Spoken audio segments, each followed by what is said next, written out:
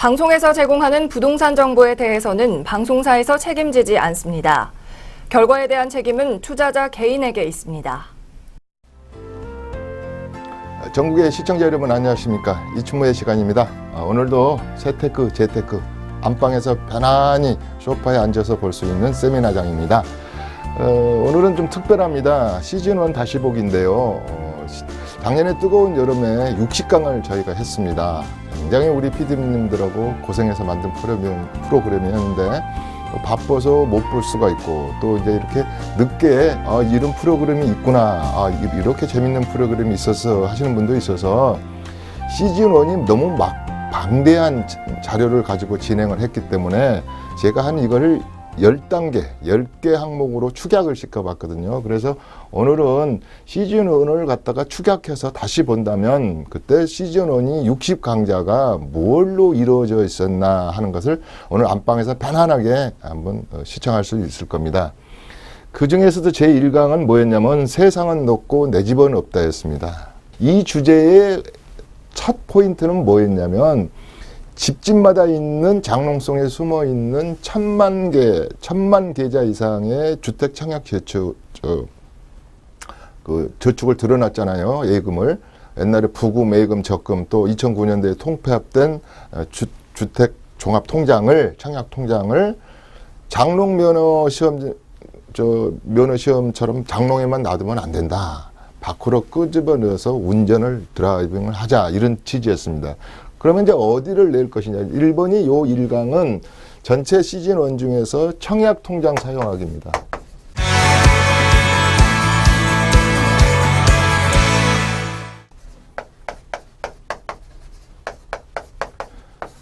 자, 집집마다 있고 또 과거에는 우리 8.2 대책 이전에, 그러니까 작년에 11구 조치인가요? 그 이전에는 뭐 세대원 전체가 그냥 통장이 12개월만 넘었으면 우리 청약하기도 하고 그랬는데 이제 지금은 이제 그렇게는 못하죠. 그래서 여러 가지 이 제재 조건이 있어서 이제 12개월이 되라, 무주택자여야 된다, 청약 조정 대상 지역 내에서는 84점을 만점으로 가점을 한다. 또 특별 분양은 장애인들은 장애인끼리 따로 한다.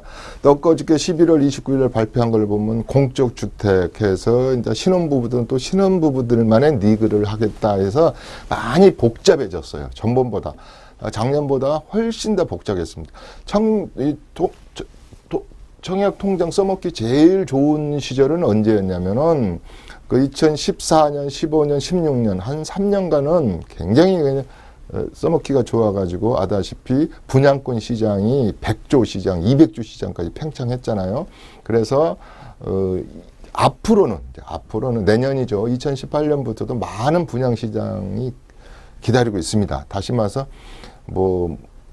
옥석을 가려서 조금이라도 내가 집을 싸게 마련하는 방법은 우리가 흔히 말하는 공공분양이랄지 또 민간 분양 중에서도 시세보다는 갭 차이가 많이 나는 분양가 차이가 좀 싸게 분양하는 것. 또 지금 분양가 상한제는 진행 안 되고 있습니다만 허그에서 통제를 하기 때문에 마음대로 또 분양가를 민간 업자들이 많이 못 올리죠. 그래서 많이 또 이번에 또 다른 로또, 우리 민간 주택 시장도 이런 시장들이 돌아왔기 때문에 제1강의 포인트는 그 당시 시즌에서 할 때는 청약 통장을 사용하는 방법도 기술이다. 우리 내실행 할 때 기술 들어갑니다 그러잖아요. 기술입니다. 내가 특공 대상자인지, 그 다음에 특별 분양 대상자인지, 그 다음에 신혼부부로서 어떤 조건을 갖추는 건지, 또 65세 이상의 노부모를 모시고 산다면 봉양 청약 기회가 있죠. 여러 가지가 많습니다. 그 다음에 임대주택에 관한 거. 그래서 이거 포인트로 공부를 하셔야 되고, 시즌1에서 이 내용을 좀 했습니다. 그러니까 시즌1에서 무슨 내용을 다뤘나 궁금하실 것 같아서.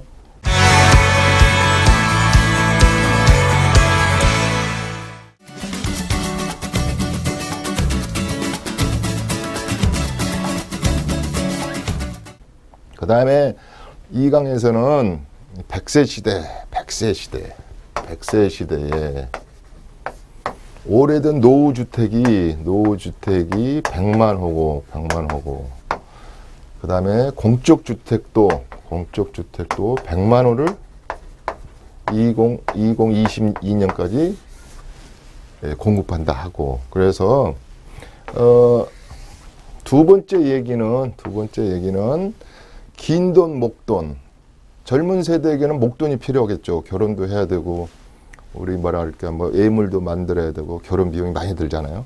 또 은퇴를 앞두거나 은퇴하신 우리 베이머 부모 약 720만 명 정도 되죠. 715만 명에서 720만. 이분들은 이제 100세 시대 그렇기 때문에 긴 돈, 매달 연금형으로 나오는 인컴 소득이랄지, 또 보험 같은 것을 많이 들어놓으신 분들은 또 보험에서 또 혜택을 받는다든지 여러 가지 긴 돈이 필요로 하거든요. 그랬을 때 제가 이 강에서 굉장히 심각하게 다루었던 것 중에 하나가, 우선은 보험의 기능으로서 긴 돈을 마련하는 방법은 주택연금에 도전을 해서 적어도 3억짜리의 집을 하나를 가지고 있자.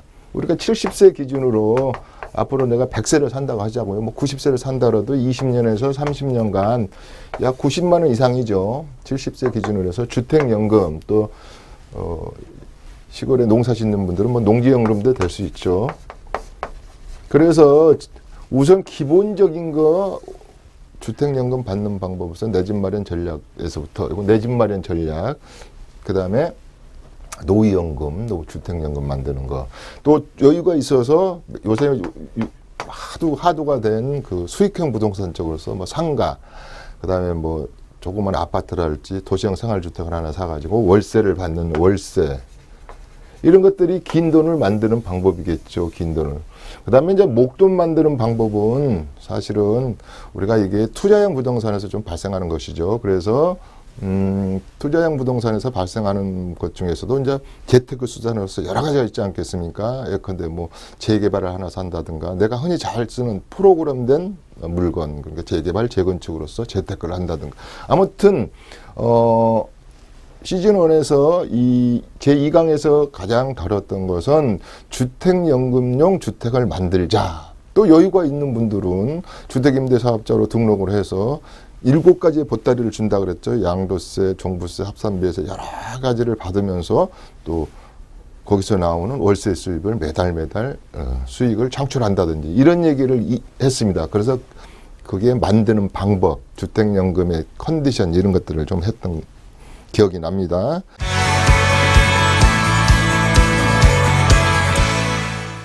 삼강. 이 삼강은 제가 타 방송국에서도 이것만 가지고 제가 한 1년 가까이 진행했던 것 같거든요. 그 당시는 대한민국 부동산 셋반짝입니다. 대한민국의 부동산은 이제 정부가 짜는 판도 있고, 개별적으로 내 집안에, 우리 집이 지금 가지고 있는 데가 농지를 많이 가지고 있는가, 아니면 단독을 좀 가지고 있는가, 아니면 오피스텔을 많이 가지고 있는가, 지나치게 상업용 쪽 부동산이 좀 많지 않은가, 그러니까 상가, 꼬마 빌딩을 가지고 있지 않나, 그 다음에 여러 가지 재건축, 재개발. 그래서 부동산을 소유하는 종류별로 여러 가지 각 집안마다 틀릴 겁니다. 이랬을 때 제3강은 지금의 트렌드와 내년 트렌드라고 할까요? 내년은 황금 개띠라면서요. 근데 2018년도, 2017년도에 부동산 트렌드와 패러다임에 맞는, 또 앞으로도 저는 이런 말을 잘 씁니다. 5 years from now.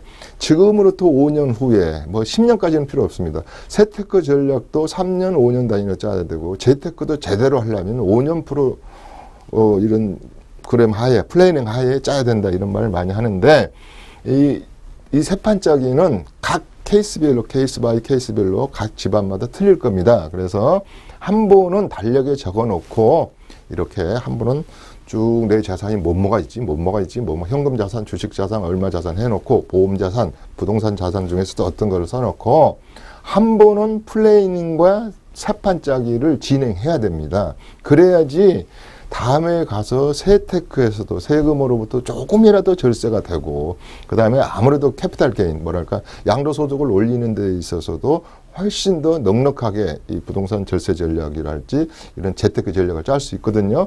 그래서 시즌1에서 주로 3강에 했던 것은 부동산 세판짜기다, 이건 개별적이다, 이런 얘기를 했습니다. 아무튼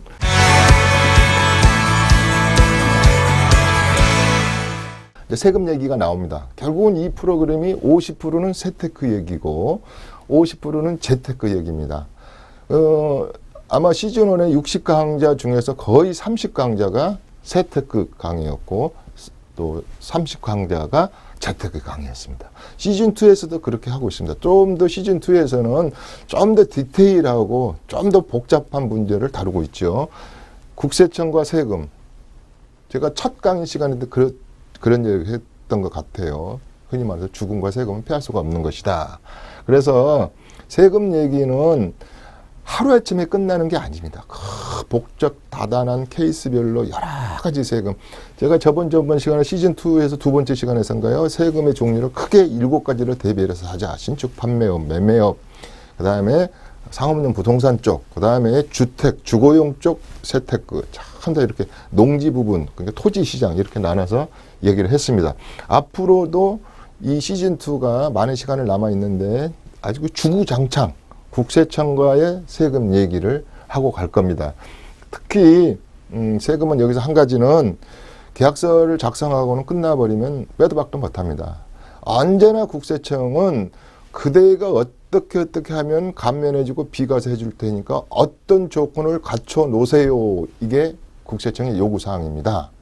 우리가 흔히 말해서 자금 출처도 어떻게 해놓아서 소명할 기회를 드릴 테니까 소명을 잘 좀 해주세요. 그러면은 질문 조사권을 가지고 있는 국세청 세무조사관도 오케이 인정하겠습니다. 근거 가서 인정하겠습니다. 실질 가서 원칙 인정하겠습니다. 신의 성실의 원칙을 충분히 반영하겠습니다. 마지막에 이렇게 감면해 줬는데 사후관리에서 이렇게 사후관리 해보니까 문제가 없군요. 예, 이걸로 과세 끝내겠습니다. 이래야 하기 때문에 국세청과 싸움은 처음부터 내 부동산이 아웃돼서 또 그 후로도 우리가 흔히 50억 상속세와 30억 이상의 증여하신 분들은요, 5년 단위로 또 후에 관리를 하죠. 자산이 어떻게 변동했나, 얼마나 늘어났나를 보지 않습니까?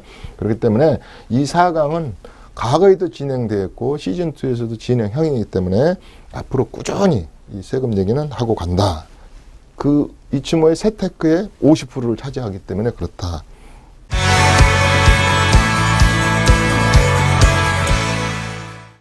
재테크, 세테크.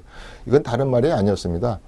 제가 좀 건방진 얘기지만 이게 재테크 잘못해가지고 이렇게 집안이 콩꼬라돼서 재테크 안 한 것만큼 뭐 요새 유행하는 비트코인 잘못 따랐다가 깡통 찬다든가 뭐 주식을 잘못해서 깡통 찬다든가 부동산에도 깡통이 있어요. 왜냐면 제가 이런 말을 하죠.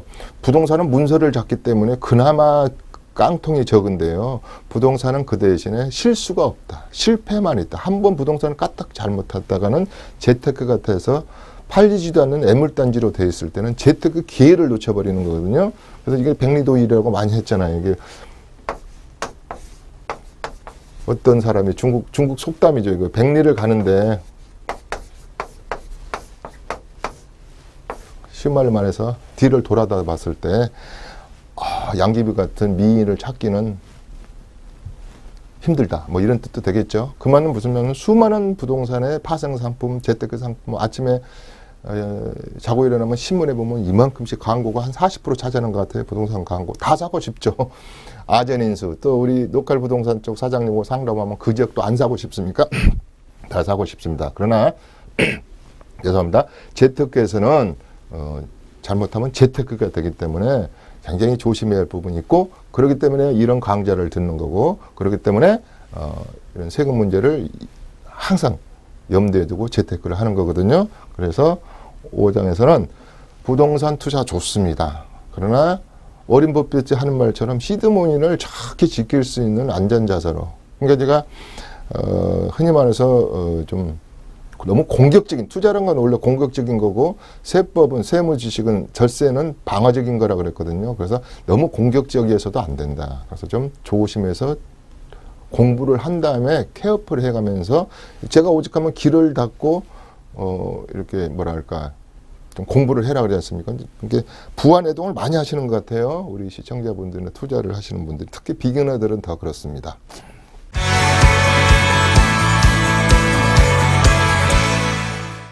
육강은 서울 탈출 얘기를 했습니다. 이 얘기는 서울을 탈출하는 게 아니고 이제 과거 제가 14년 6월부터 부동산 시장이 많이 이제 이렇게 시작됐는데요. 2013년도 4월 1일 대책을 발표했을 때만 해도 그렇게 부동산이 이렇게 뜨겁게 달구어지지는 않았거든요. 근데 2014년 6월이 되니까 여러 가지 이제 규제를 풀고 부양책을 쓰다 보니까 이제 지방까지도 막 뭐랄까 재테크 붐이 좀 일었고, 또 여기서 말하는 서울 탈주는 정말로 전세금이 올라서 집값이 올라서 집주인이 방 빼주세요. 또 월세로 좀 전환해 주세요. 또 보증금 좀 올려주세요. 이래서 이 탈출하신 분도 있고, 또 하나의 각도로 본다면, 다른 개념으로 본다면 서울이 경계선이 무너졌죠. 신분당선이 생기면서 분당하고 서울로 붙어버렸고, 중간에 또 판교가 1, 2, 3가 생기면서 판교밸리가 생기면서 더 붙어버렸고, 서쪽으로는 여러 가지 지금 인천까지는 붙었고, 그러니까 아주 메트로, 뭐랄까요, 아주 광역 도시가 돼버렸죠. 아주 뭐랄까 메가시티가 됐다 그래야 되겠죠. 큰 메가시티가.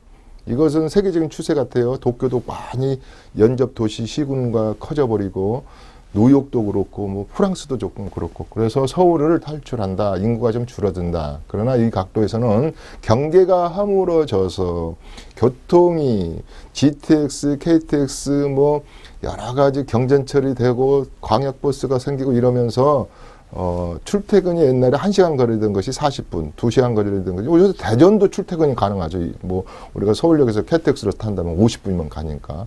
굉장히 이 서울뿐만 아니라 이렇게 지방, 그 다음에 수도권이 붙어버렸다. 이런 뜻입니다. 그래서 지방의 재테크도 이야기를 했습니다.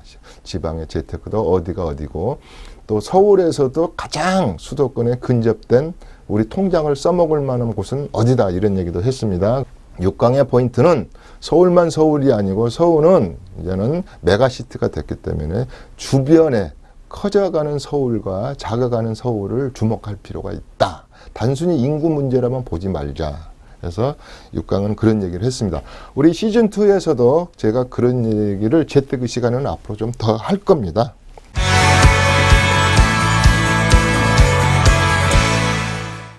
가장 많이 했던 것 중에 하나가, 여러 시간을 할애했던 것 중에 하나가 7강에 상증법 했죠.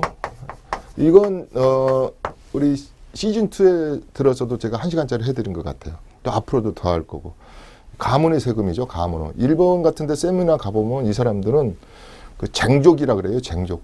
사촌 이내에 피를 이렇게 그러니까 혈족 관계에서 피상속인이 사망을 하면 이제 전쟁이 나는 거예요. 이제 더 준다, 덜 못 준다. 너는 받을 자격이 없다. 무슨 수냐? 나는 유류분 청구한다.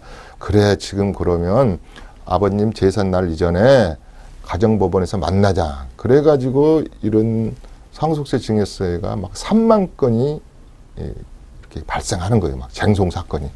미국의 변호사의 3분의 1의 수입이 이런 상속세 증여세 세금 쟁송 사건으로 수입이 나오거든요.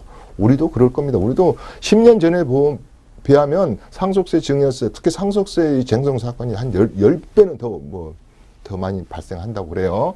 그래서 상속세 증여세 1억에서 가문의 세금인데, 재산 때문에 우리가 가문이 더 우리 가족 간에 섭섭한 일이 발생해서 서로 연락도 안 하게 된다는 게, 영원히 원수지간이 되는 집안을 많이 봤거든요. 많이. 그래서 미리미리 어떻게 해야지 현명한 상속과 절세, 또 상속세를 절 내려면 증여를 어떻게 해야 되는지, 상속세와 증여세는 어떤 관계가 있는지, 이 절세 전략에 대해서 이야기를 합니다.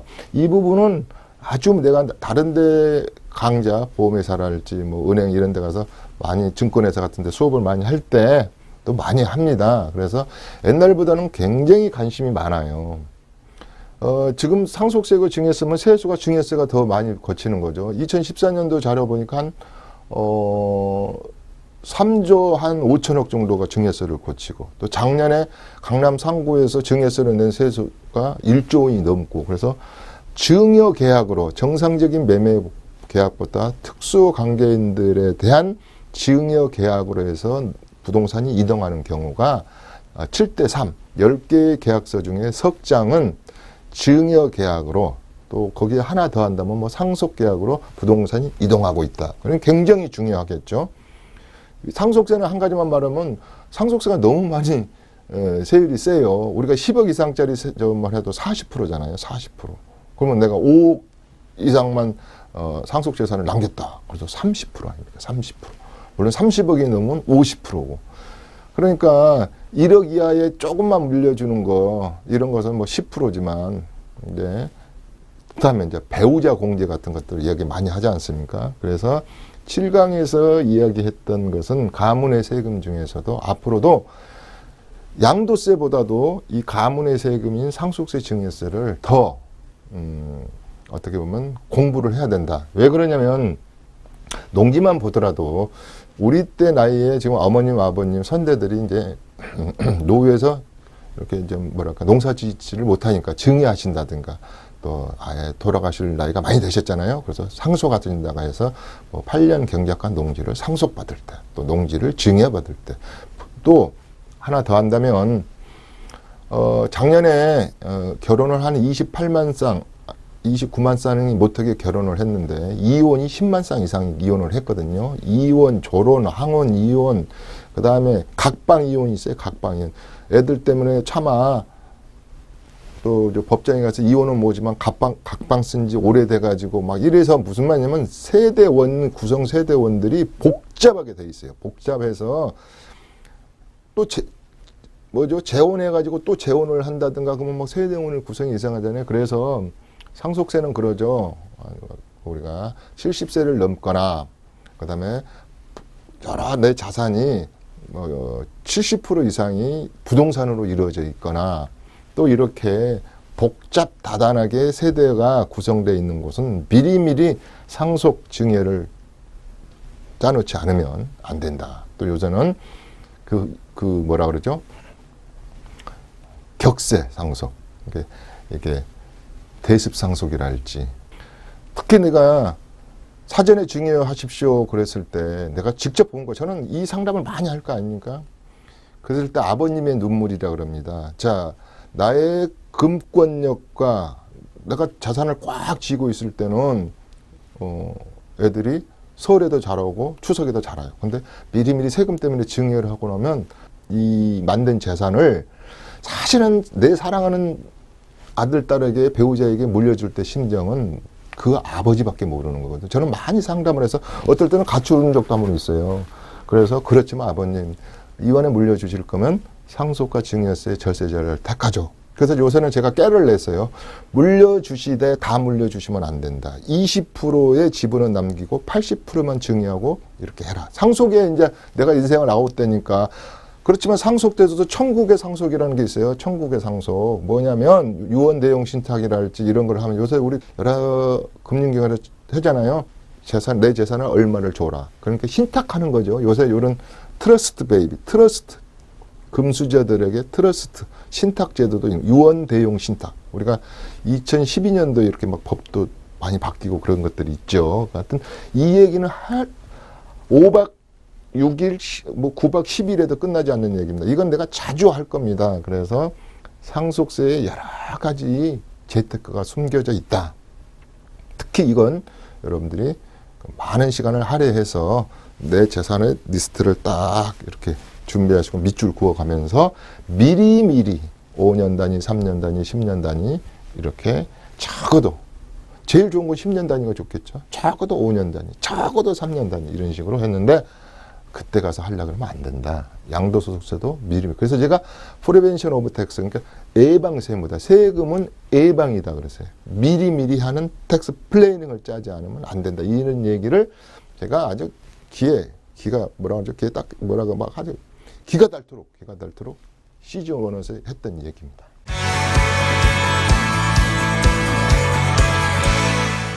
세상은 없고 내 집은 없다. 아까 1강에 세상은 없고 내 집은 없다는 하여튼 주택연금도 좀 만들고 어떻게든지 재테크를 포기하지 마시고 집 한 칸, 집테크, 집을 가지십시오. 그 중에서도 요새 신드롬 좋은 집, 그 다음에 새 집 이러거든요. 좋은 집과 새 집은 2006년도 이후로 우리 발코니 면적을 이제 이렇게 합법적으로 터서 넓은 공간으로 실거주 공간을 이제 넓혀서 사용할 수 있게끔 이제 법이 바꿨잖아요. 그 이후로부터 계속 좋은 집이란 게 뭐예요? 정말로 그 뭐 지하에 주차장 시설, 커뮤니티 시설, 뭐 옥상에 풀장 이런 거는 안 하더라도 좋은 자재, 방음, 그다음에 층간 소음 여러 가지가 잘 갖춰져 있는 아파트만 원하는 것 같아요. 그래서 2015년도인가요? 그 우리 국어말 사전에 그 말이 등록됐다 그랬잖아요. 등재라 그럴까요? 뭔 말입니까? 새 아파트 신도로 이렇게. 모든 앞으로 재테크는 새 아파트를 가지려고 그래요. 그러니까 아까 재고주택이랄지 일본도 그런다 그랬습니까? 일본도 재고주택은 인기가 없어요. 앞으로 새 아파트, 새 아파트, 새 아파트, 새 아파트.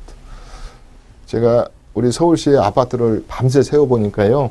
160만 세대가 넘어요. 여기서 20년 넘은 게 60만 개가 넘는다. 근데 이 20년 이상 25년 된 것보다는 새로 지어주는, 그러니까 강남에 재건축이 뜨는 이유가 한 5만 세대, 6만 세대 되는 재건축을 멋있게 새 아파트로 좋은 자재에 딱 지어놓으면, 요새 전화로든 말로든 그 뭐 내가 주인이 한 시간 후에 들어갈 테니까 적당한 온도로 좀 뭐 구들장을 좀 더 빼놔라, 에어 컨디션을 잘 해놔라 해도 요새 다 하잖아요. 그런 정도까지 지금 이 새 아파트 신도로.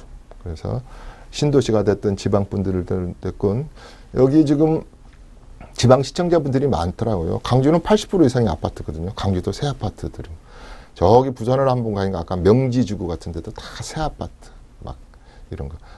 그 특히 그 뭐더라, 부산 가보니까 그 비치타운 그 저쪽에 해운대 쪽 비치타운도 굉장히 다 계산해 보니까 올해 한 8억 들어가겠던데요. 뭐 그런데도 그게 인기가 있고 막 그런 거. 또 MXD 아파트 뭐 이런 거 그런 얘기를 했습니다. 그래서 요 했는데 이건 이제 청약 시장, 이건 중요하다. 내가 이 말은 하고 가겠습니다. 가장 비기너가, 초보자가 가장 적은 돈을 들여서 2만 원, 10만 원짜리를 시간만 가서 24개월, 요새는 이제 무주택, 또 과거에는 12개월, 전번에 김포는 12개월짜리도 나왔죠. 우리 청약 조정 대상 지역이 아닌 지역이었기 때문에. 에서 물론 84점 중에 뭐 60점도 되고 어떤 분은 뭐 70, 우리 강남 코스는 70점이 넘어야 되니까. 전번에 보니까 신문에 보니까 84점 만점에 84점짜리가 어디 뭐 신길 뉴타운에 900인가 어떤 분이 이렇게 청약하신 분도 있던데, 아무튼 돈이 없고 시드머니가 많이 없고 난 다 계약금만 있다. 25평인데 계약금만 있다. 다음에 어떻게 하면 또 내 집을 팔아서 이제 들어가야 된다. 아니면 전세를 놔야 된다. 이랬을 때 가장 우리 신혼부부랄지 사회적 배려를 할지 또 시드머니가 풍부하지 않은 것, 투자 금액이 많지 않는 분들은 결국은 이 시장에 도전해야 됩니다. 이 시장을 굉장히 저는 강조를 많이 하거든요. 굉장히. 그래서 꼭 이 전략, 이 테크니컬적인 뭐를 기술을 좀 배우더라. 제가 기술이라고까지 표현을 했습니다.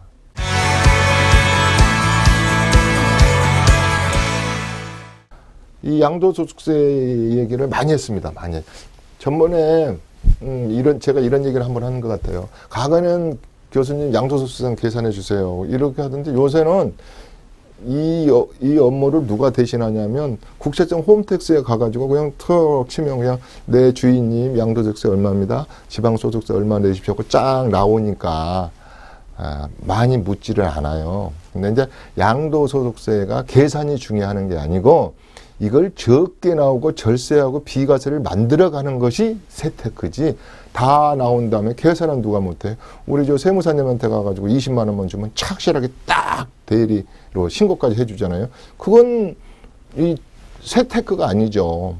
그냥 가산세, 가산금 물기 싫어서 무서우니까 가서 내는 거잖아요. 그게 자율납부신고 제도라 그랬잖아요. 그런데 그렇게 하지 말고 플래닝을 짜가지고 살 때부터 아까 플래닝을 짜자 그랬습니다. 제가 A라는 아파트를 5억에 샀다. 근데 14년 동안 내가 가지고 있었다. 근데 15억이나 됐네. 그러죠. 뭐 운마 아파트랄지, 무슨 압구정동, 그다음에 무슨 재건축 아파트, 강남에 뭐 이게 다 그렇게 됐잖아요. 그러면은 10억이나 남았잖아요. 근데 세금 계산해 보면 1,500대 안 나온다. 이런 얘기도 했고 그랬죠. 양도소득세가 많이 나오고 적게 나오고는 미리미리 어떤 컨디션을 해 놓느냐에 따라 있는 거고요. 계약서 쓰기 전날에 적어도 하루 정도는 전문가하고 상담을 해야 돼요. 저는 딱 계약서를 도장을 찍고 와가지고 이제 실거래가로 다 신고해버리고 다 이제 계약서에 노출돼서 수습을 하려고 그러면 수습이 되겠습니까? 이건 탈세라는 개념이 아니고 절세의 개념을 몰라서 그런 거예요. 내가 컨디션이 안 맞으면 좀 더 2개월을 기다렸다 판다든지 여러 가지 금액, 면적, 제가 이랬잖아요.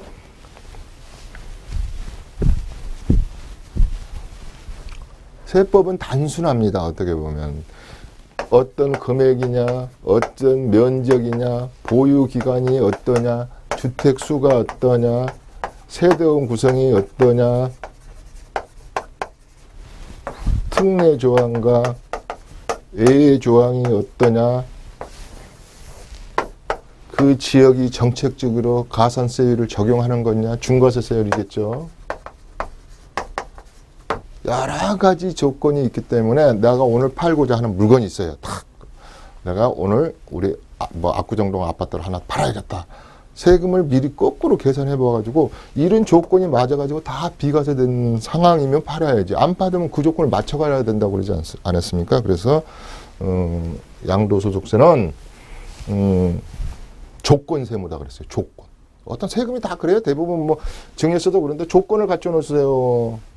조건을 갖춰 놓으십시오. 그러는 거 아닙니까? 그러면 뭐 실질과세 원칙으로 벗어나든가 근거 가서 탁탁 영수증 처리해 놓는다든가 특수 관계인까지 그다음에 뭐 어떤 우리 증여에서는 막 채무가 막 늘어났잖아요. 뭐 이런 것은 다 영수증 처리해 놔서 증거 소명을 하십시오. 사후관리 감면에 대한 건 사후관리를 잘 좀 해야지 뒤통수 타가 안 맞는 거잖아요. 신의 성실의 원칙에서 과세해라. 국세청, 세무 공무원들은 뭐 이런 거에서부터 여러 가지 얘기를 했습니다. 이 양도소득세에 대한 것은 어떻게 좀 단순한데도요. 앞으로 시즌2에서 할 얘기는 이런 것을 미리미리 준비 좀 해주세요. 이런 쪽으로 가는 거예요, 제가. 이건 아까 뭐 계산이 중요한 건 아니지 않습니까? 그 다음에,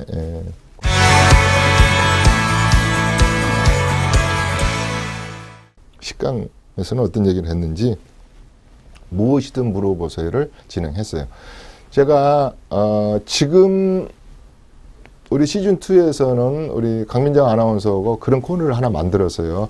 시청자분들을 대신해서 질문을 좀 이렇게 물어보면 제가 데스크에 앉아서 이제 이렇게 대답해 주는 거. 제가 무엇이든 물어보세요를 그 질문을 100개로 축약해 놓은 것이 내가 하나가 있는데 수업할 때 써먹으려고. 그 100개 안에 다 들어있어요. 질문이. 그렇기 때문에 또 어떻게 대처하는 방법도 그 속에 다 들어져 있거든요. 그래서 무엇이든 물어보세요를 지금 진행을 하고 있어요. 요 칠판 강의가 끝나면 수트들을 옮겨서 이제 하고 있습니다. 그랬을 때 몇 가지를 무엇이든 뭘 물어보는지를 거꾸로 1강부터 한번 가보자고요. 그러면은 세상은 높고 내 집은 없다 해서 제일 질문 많이 나오는 거. 아니, 내 집이 없으니까 내 집을 어떻게 만들어야 됩니까? 그럼 아까 그런 거 있잖아요. 기초는 아까 뭐는 청약저축을 들어서 우선 계속 아파트 포유에 도전하십시오. 우리가 흔히 뭐 발품도 중요하지만 손품이잖아요. 요새는 전부 다 인터넷 청약이니까 이렇게 하십시오. 그랬는데 여기서 그 가장 질문은 이제 아주 뭐랄까 그냥 소박하고 질박한 질문 같아요. 어디를 사야지 대박이 나느냐 이걸 제일 많이 물어보시더라고요. 그러면 솔직히 말씀드리겠습니다. 이건 방송이지만 대박이 나는 지역은 규제가 심한 지역이에요. 보십시오. 청약 조정 대상 지역으로 묶어놨다든가 투기 가일 지구로 묶어놨다든가 투기 지역으로 묶어놨기 때문에 뭐 경쟁률이 5대1 이상이라든지 물가 상승률보다 더 뭐 자꾸 뭐 아파트 가격이 더 상승하는 이런 지역이죠. 근데 이 지역은 아다시피 진입비가 초반 투자비가 5억 10억이란 말이에요. 그래서 좀 이렇게 뭐랄까 투자 금액이 적은 부자들만의 리그가 아닌 곳을 선택하는 것이 어딘가를 물어봅니다. 특히 이제 청약 같은 거 어딘가 물어보면 제가 뭐 부기를 하십시오. 내년에 가천 많이 나옵니다. 가밀, 간북, 간북 지역 뭐 여러 가지 얘기를 하죠. 아까 우리 김포 지금 고천에 프리미엄이 많이 붙습니다. 그 다음에 뭐 검단에 우리 스마트 시티라 그러는데 지금 이제 검단 신도시라 그러죠. 이런 거에서부터 뭐 우리 특히 좀 한번 용기 있게 도전을 하려면은 뭐 우리 구룡마을도 이제 앞으로 나오겠죠. 뭐 그래서 또 우리가 이번에 9개의 뭐 신도시 형식을 발표했잖아요. 그런 곳 중에서도 괜찮은 지역.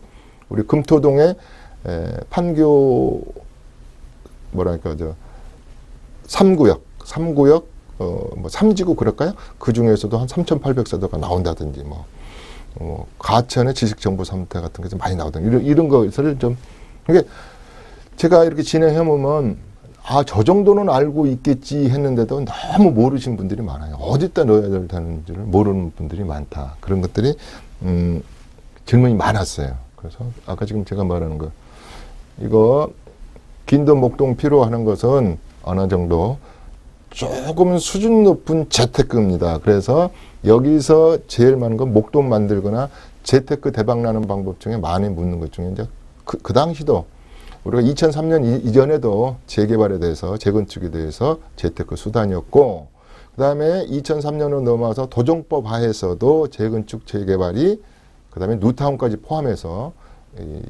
재테크 수단이었고 그 다음에 아까 일강에서도 마찬가지 로또 청약이 돼서 보금자리를 했는데 프리미엄이 4억이 붙었다더라. 진짜 반값에 샀다더라. 이런 거에서부터 우리가 흔히 말해서 2대 신도시만 하나 초반에 당첨되어 있는 분들 2014년도에 청약저축에 당첨되신 분들은요 거의 더블 났다고 봐야 되겠죠. 뭐 지금은 서울이 평균 아파트 가격이 3.3제곱미터당 2,500이 넘었으니까 그러면 2004년도로 가면은요 뭐 한 1,200, 1,300 또 뭐 2,000짜리는 수두룩했죠. 이런 것들이 많았거든요. 거기에 대한 질문들이 좀 있습니다.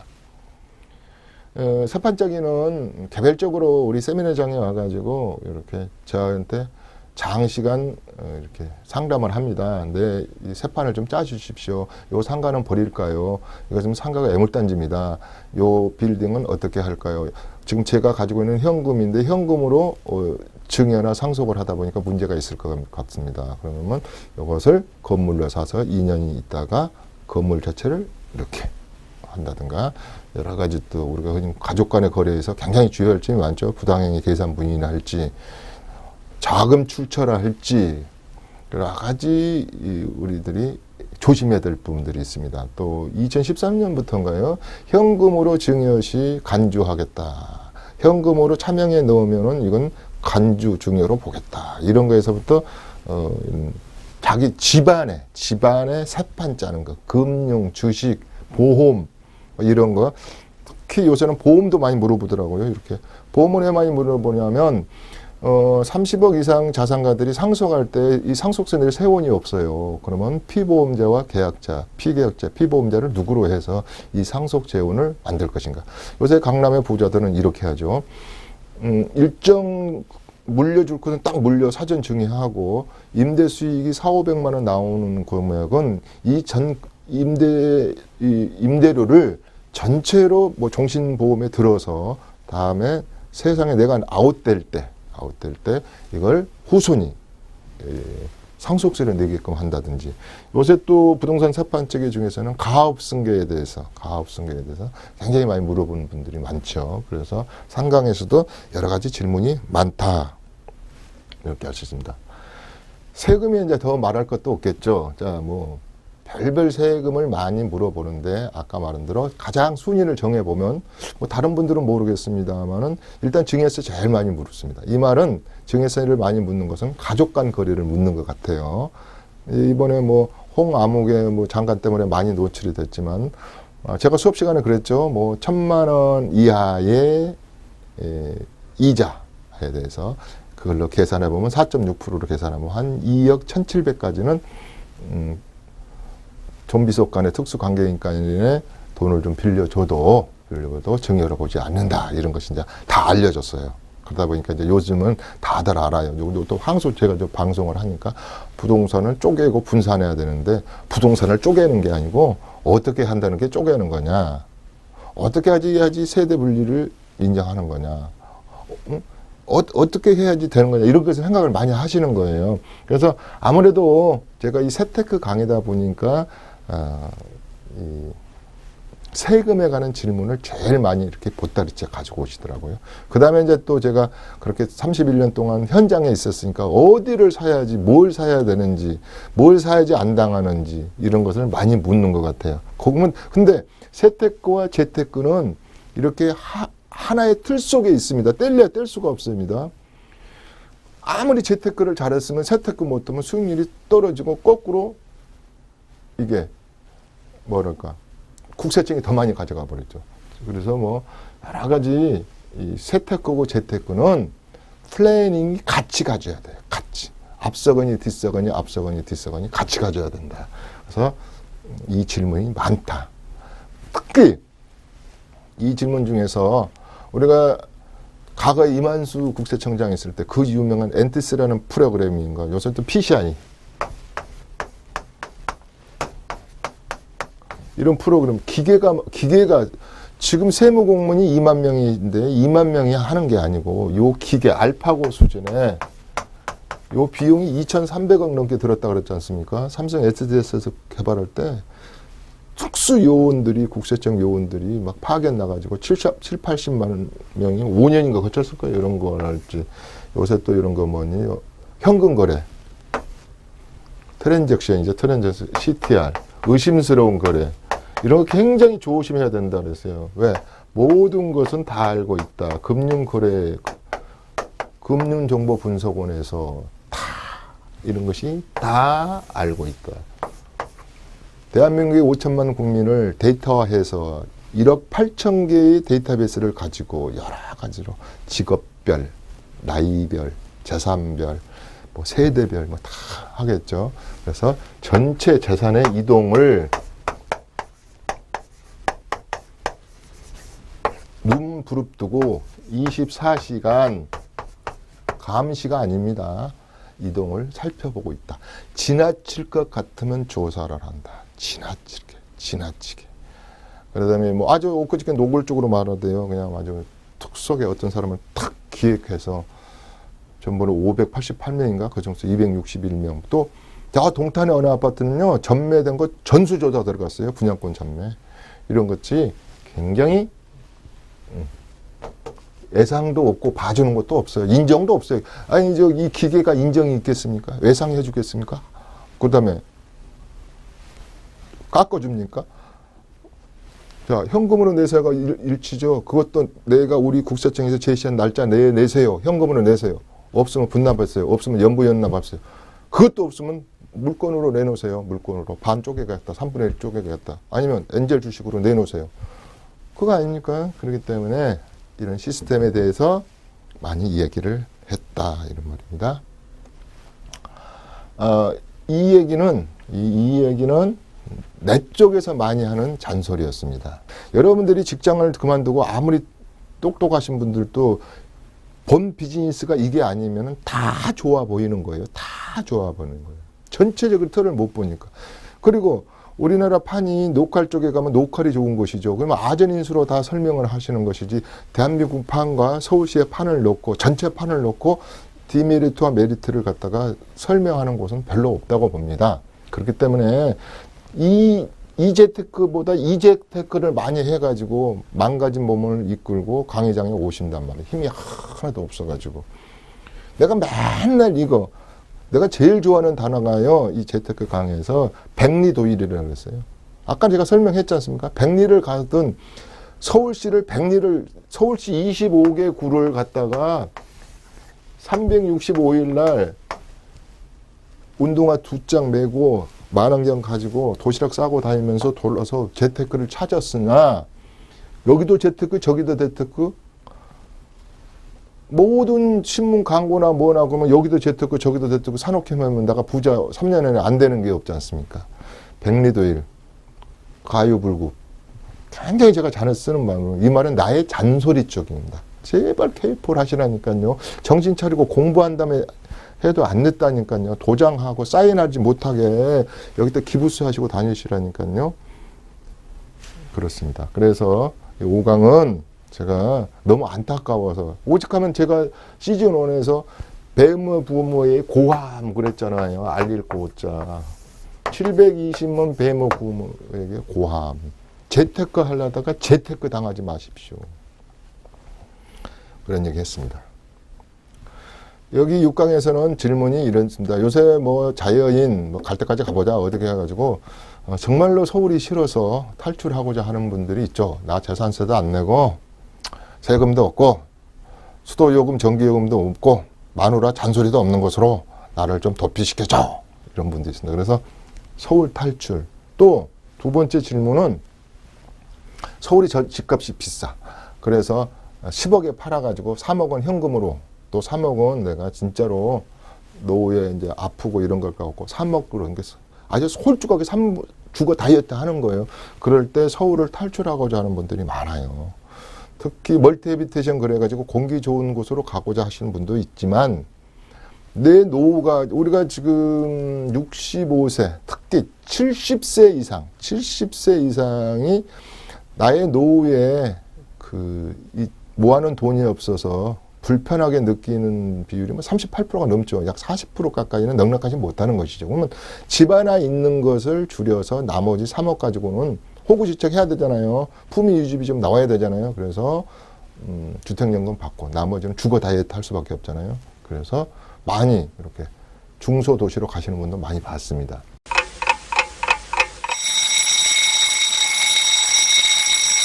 상속세, 증여세 이거 질문 제일 많다 그랬지 않습니까? 밤이 새도록 해도 이 시간이 재밌어요. 저는 이게 그 사례가 굉장히 많거든요. 판례집도 많고 사례집도 많고 우리 서울시에 이렇게 국세청이 있고 지방세무서가 6개라 그랬잖아요. 이분들은 뭐예요? 증여가액이 30억 넘은 거, 상속세 50억 넘은 거 여기서 다루잖아요. 요 밑에 일반 세무서가 118개가 있잖아요. 우리 서울시는 이거 25개나 있어요. 우리가 이게 25개 정도 있는데 26개인가 길 거예요. 하나 더 많을 거예요. 제가 안 가본 세무서가 없어요. 안 가본 세무서가. 아주 참 재밌는 데 있습니다. 요새 뭐 상속세 재산세부터 랜덤으로 하잖아요. 자꾸 담당자가 바꾸고 여러 가지가 이제 할 얘기가 많은데 방송에서 벗어나서 하는 얘기도 많고 이 상속세 증여세는 제가 가장 질문이 많다만 생각하시고 앞으로 이것을 시즌2에서도 가장 많이 다룰 것이다. 양도소득세하고 부동산 세판지 하는 것하고 재테크 어떻게 재테크해야지 재테크 안 당하는 거하고 요거 제일 많이 다룰 것이다. 이랬습니다. 꾸준히 좀 보시면 좋답니다. 또 이 바쁘셔서 이 시간을 놓치잖아요. 그럼 인터넷 들어가서 제 이름을 치시면 그냥 그대로 다 올라 있다고요. 그러면 뭐 지하철에서 이거 꾸벅꾸벅 좋으면서 좀 보시다가 모르면 세미자랑에 나오셔서 여쭤야지 뭐. 아까 이 얘기는 했으니까 주택 청약 시장 이것도 요새 많이 물어요. 특히 특별 분양에 대해서 많이 물으세요. 특별 분양도 안 되면 발품 팔고 줄을 쓰시오 그래요. 뭐요?